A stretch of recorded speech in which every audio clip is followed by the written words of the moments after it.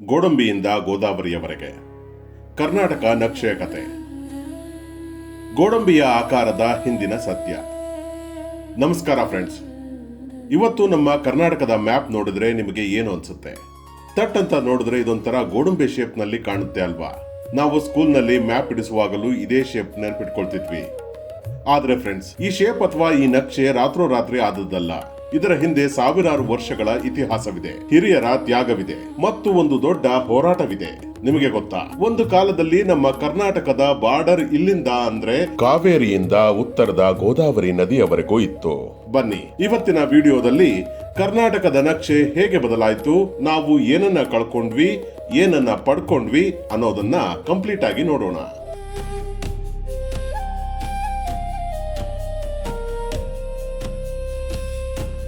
ಗತವೈಭವ, ಕಾವೇರಿಯಿಂದ ಗೋದಾವರಿಯವರೆಗೆ. ನಾವು ಈಗ ನಮ್ಮ ಟೈಮ್ ಮಿಷನ್ ಹತ್ತಿ ಸುಮಾರು 1200 ವರ್ಷ ಹಿಂದಕ್ಕೆ ಹೋಗೋಣ.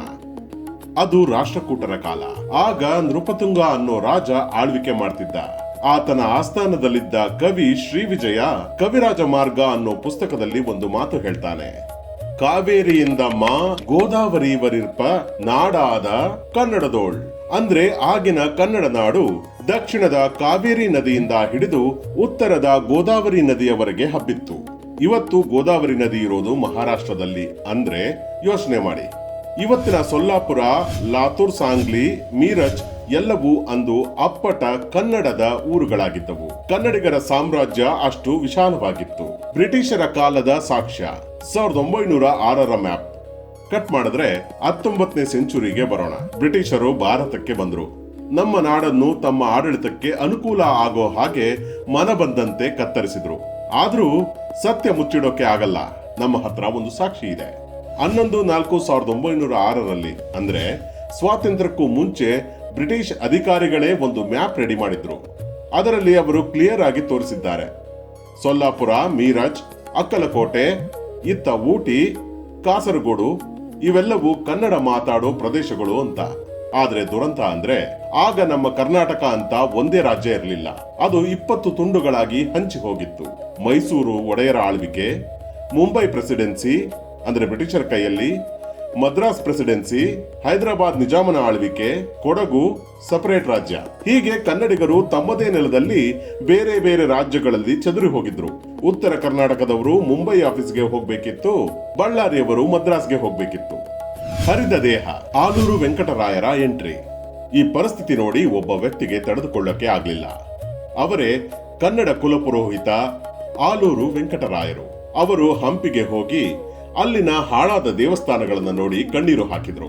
ಅವರು 1912ರಲ್ಲಿ ಕರ್ನಾಟಕ ಗತವೈಭವ ಅನ್ನೋ ಒಂದು ಅದ್ಭುತ ಪುಸ್ತಕ ಬರೀತಾರೆ. ಅದರಲ್ಲಿ ಅವರು ಒಂದು ಮಾತು ಹೇಳ್ತಾರೆ. ಅದು ಪ್ರತಿಯೊಬ್ಬ ಕನ್ನಡಿಗನ ಎದೆಗೆ ನಾಟುವಂತಹ ಮಾತು. ನಮ್ಮ ಕರ್ನಾಟಕ ಮಾತೆ ಈಗ ಹರಿದು ಹಂಚಿ ಹೋಗಿದ್ದಾಳೆ. ಅವಳ ಒಂದು ಕೈ ಮುಂಬೈ ಪ್ರೆಸಿಡೆನ್ಸಿಯಲ್ಲಿದೆ, ಇನ್ನೊಂದು ಕೈ ಮದ್ರಾಸ್ನಲ್ಲಿದೆ, ತಲೆ ಹೈದರಾಬಾದ್ ನಲ್ಲಿದೆ, ಎದೆ ಭಾಗ ಮೈಸೂರಿನಲ್ಲಿದೆ. ಈ ಹರಿದ ದೇಹವನ್ನ ಮತ್ತೆ ಜೋಡಿಸೋದೇ ನಮ್ಮ ಏಕೀಕರಣ. ಈ ಮಾತು ಅಂದಿನ ಯುವಕರಲ್ಲಿ ಬೆಂಕಿ ಹಚ್ಚಿತ್ತು.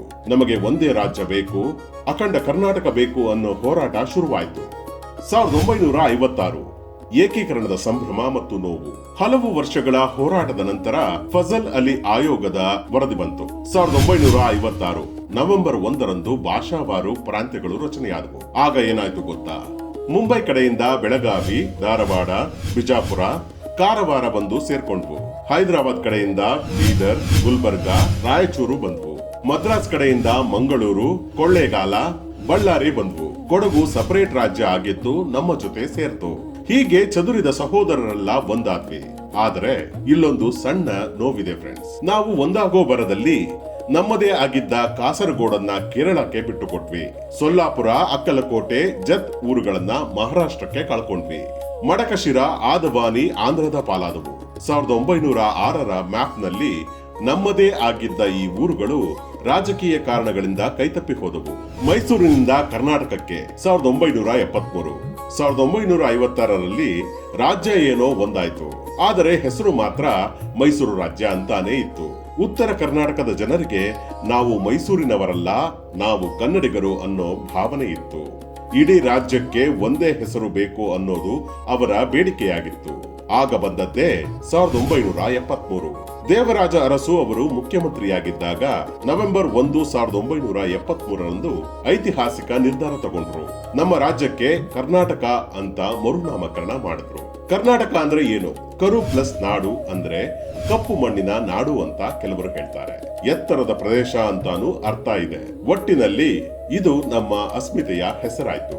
ಸೊ ಫ್ರೆಂಡ್ಸ್, ಇವತ್ತು ನೀವು ಗೂಗಲ್ ಮ್ಯಾಪ್ ನಲ್ಲಿ ನೋಡೋ ಕರ್ನಾಟಕ ಸುಮ್ಮನೆ ಲೈನ್ ಎಳೆದದ್ದಲ್ಲ. ಇದರ ಹಿಂದೆ ಕವಿರಾಜ ಮಾರ್ಗದಿಂದ ಹಿಡಿದು ಆಲೂರು ವೆಂಕಟರಾಯರ ಕನಸು ಮತ್ತು ಲಕ್ಷಾಂತರ ಜನರ ಹೋರಾಟ ಇದೆ. ಭೌಗೋಳಿಕವಾಗಿ ನಾವು ಸೊಲ್ಲಾಪುರ ಅಥವಾ ಕಾಸರಗೋಡನ್ನ ಕಳ್ಕೊಂಡಿರಬಹುದು, ಆದರೆ ಸಾಂಸ್ಕೃತಿಕವಾಗಿ, ಎಮೋಷನಲ್ ಆಗಿ ನಾವೆಲ್ಲ ಒಂದೇ. ಇವತ್ತು ಟೆಕ್ನಾಲಜಿಯಲ್ಲಿ, ಸಾಹಿತ್ಯದಲ್ಲಿ 8 ಜ್ಞಾನಪೀಠ ಪ್ರಶಸ್ತಿಗಳು. ನಾವು ಪ್ರಪಂಚಕ್ಕೆ ಮಾದರಿಯಾಗಿದ್ದೀವಿ. ಈ ವಿಡಿಯೋ ಇಷ್ಟ ಆಗಿದ್ರೆ ದಯವಿಟ್ಟು ಶೇರ್ ಮಾಡಿ. ನಮ್ಮ ಇತಿಹಾಸ ನಮ್ಮ ಹೆಮ್ಮೆ. ಸಿರಿಗನ್ನಡಂ ಗೆಲ್ಗೆ, ಸಿರಿಗನ್ನಡಂ ಬಾಳ್ಗೆ.